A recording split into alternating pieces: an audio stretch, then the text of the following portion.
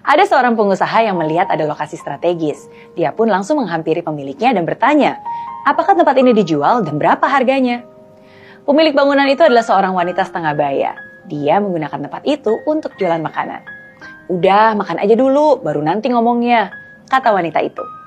Pengusaha tersebut pun akhirnya memesan makanan. Dan di saat dia sedang makan, dia kaget sekali bahwa ternyata dia dikasih lalap gratis, sop gratis, bahkan minumannya pun gratis sepuasnya. Lagi ketika dia tahu bahwa harga makanannya ternyata murah banget. Dia bingung dan nanya, kok kamu jualan makanan murah banget sih? Mana ada untungnya? Jawaban wanita itu pun sungguh mengagetkan.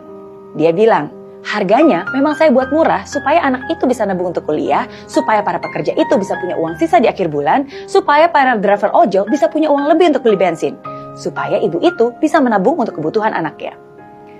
Seketika pengusaha itu sadar bahwa bahagia itu bukan tentang berapa banyak keuntungan.